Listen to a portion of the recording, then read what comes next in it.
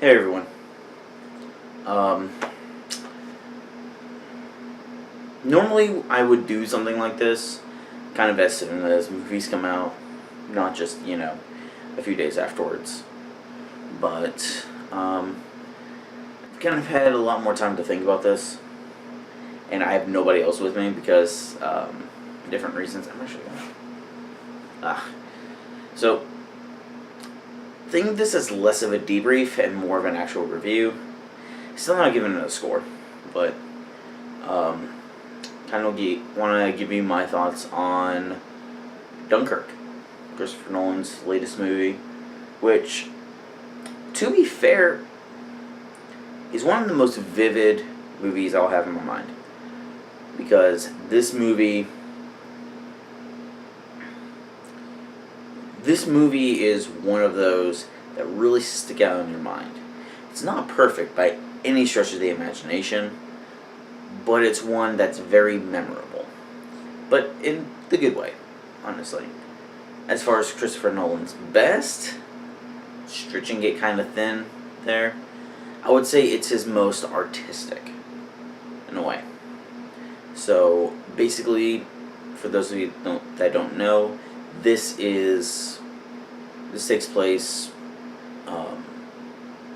at Dunkirk, basically where the English and the French retreated to England after the Germans kind of took over France in World War II. And the way that this movie does time, in order to focus on different areas, is it goes through 3 different timelines that it kind of flips back and forth towards in the movie. Memento style.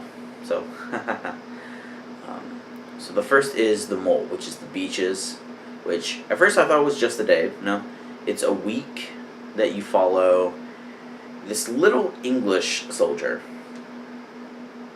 that picks up buddies along the way, including this one French dude. It's not really a spoiler, I don't care. And other soldiers like Harry Styles' character. And there's a reason why I'll say stuff like that. The second is at sea, which takes place over the course of one day, and this is where the civilians from England are going from England to France to Dunkirk in order to transport some of the soldiers that the destroyers can't take across because they keep on being bombed by the Germans. And so you focus on a man and his 2 sons that are journeying from England to France and their adventures along the way. And last but not least, you have In the Air, which takes place in the course of just 1 hour, where you follow really Tom Hardy, but there are a couple of different characters along that way. If I have to describe the way that these timelines work, is when you're at sea, it's mostly just sitting down and talking. That's where you're going to get the bulk of your dialogue, is with the boat. I think it's a Moonraker, I think, I'm not completely sure. But you follow just these 3 characters, as well as Scarecrow, who they pick up along the way. And you just follow them as they're traveling to Dunkirk, kind of giving those interactions. In the Air, where you're following Tom Hardy, that's where you're going to get the bulk of the action and kind of more of your tension, because the big deal with his character is his fuel gauge is shot out. So he doesn't know how much fuel he has left, so he's trying to figure out, okay, how much can I do without crashing and burning? And lastly, by sea, that is where you're going to get the bulk of your tension, really, and kind of more of your character, I would say.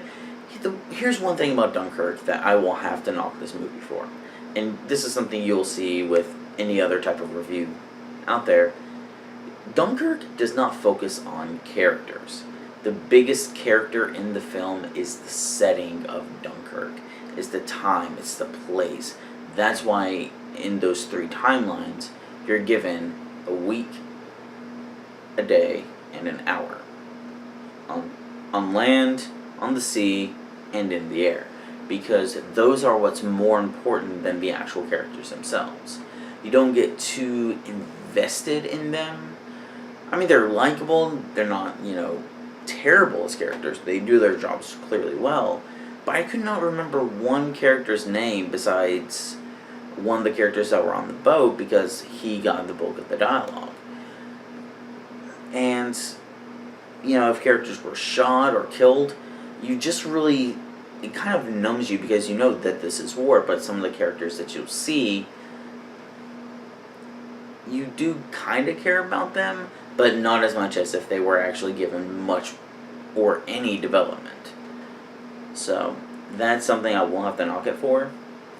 But this movie has the Mad Max quality in that you cannot take a breath. This is not a movie that you sit down, take a breath, and breathe and be like, okay, finally safe. No, they are not safe. There's this one scene, you kind of see it in the trailer, but it's where the main English soldier and the French soldier, they are going into this ship where it's a rescue ship because they were almost on one another ship. This is where they meet up with Harry Styles' character. And so there is, some, butter and jam and toast that they're eating, and they're trying to recover. And the French soldier goes out onto the deck, sneaks out, and whenever the English soldier is asked, why is he out there, where's your friend, he says he's looking for a way out in case things go south. And that's a good way of knowing, okay, this is the way that the soldiers think. They're not, okay, finally we have a breath, we're going to go through, everything's going to be great. This is no, they know shit's about to go down. They know shit can go down at any moment. So they're just trying to find a way out in case they're fucked. And these guys can't catch a break, obviously. They're trying to get out. That's the one thing about the mole, is that no matter what, they're trying to get away from this beach. It's like, no matter what, they try bringing a guy in a stretcher, they're kicked out. They try to go on this one ship, they're dragged back to the beach. They try floating on this one ship doesn't work. They cannot go through and, they do get home, or some of them do, rather. But it's one of those things where they just can't catch a break. And even when you think you're safe, either the pilot's in the sky or even at sea, you are not safe. And it will throw more realistic hazards in the way. Like, there is a little bit of CGI, just maybe like once it was maybe noticeable, but there are things in here where you can tell, like, oh, this is going to go well.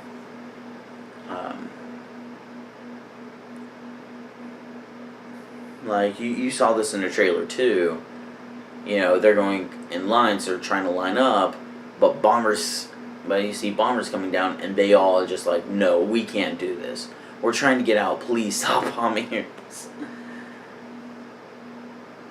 And here's the weird thing about the movie, which really is, I don't know what I think of it. I kind of like it, because this doesn't give you an antagonist. It kind of gives you a vague sense of, okay, Germans are the bad guys. You don't see a single German soldier. You might see, at the very end, you might see silhouettes, but you do not see a face of a single German soldier. You do not see a Nazi. So, I believe this gives a greater sense of, okay, Germans are not the enemy, it's the war. The war is the enemy. The war is out to get them. And I feel like that's one thing that Nolan did best. And I think that splitting the timeline up the way it did, going back and seeing how some events are going to play out, just in terms of, oh, I saw it in the plane section, so this is what happens at sea, or this is what happened at the sea, this is what's going to happen, or this is what happened in the air, this is why it's going to happen on the sea. I feel like that was really nice. And there were a few surprises that I saw along the way, but I still liked the way that it looked. So it gave me a sense of, oh, hey, that's the one boat that I saw in the sea. Now it's on land. I wonder what's happening. Was this before or after? And it really gives you a much greater sense of storytelling. Because, like I said, it's not about the characters in this movie. It's about the setting. It's about the set pieces. So, as far as an action movie is concerned, this is very good. I would say this is a must-see. If you are going to compare this to movies like Saving Private Ryan, it's not a movie like that.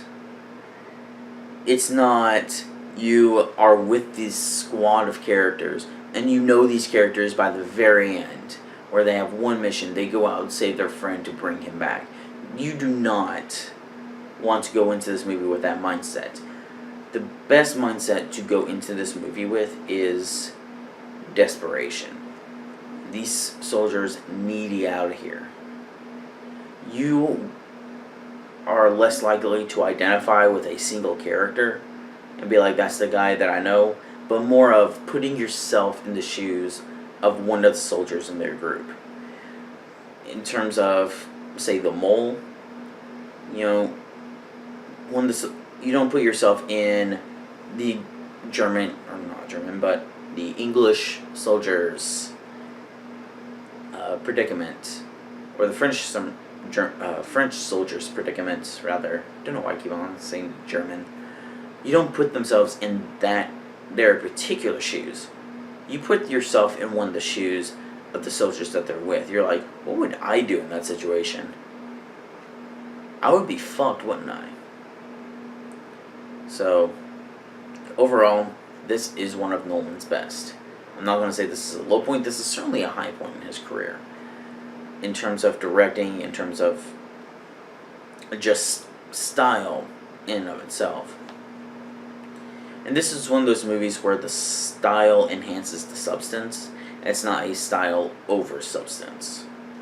Because what it lacks in dialogue and deep characters, it makes up for in emotion and action. So, yeah, this is going to be probably one of the shortest debriefs that I have. And it's going to be a quote-unquote review in a way. But I just wanted to come here, give you my thoughts on Dunkirk. I saw it in IMAX personally. And IMAX is worth it with this.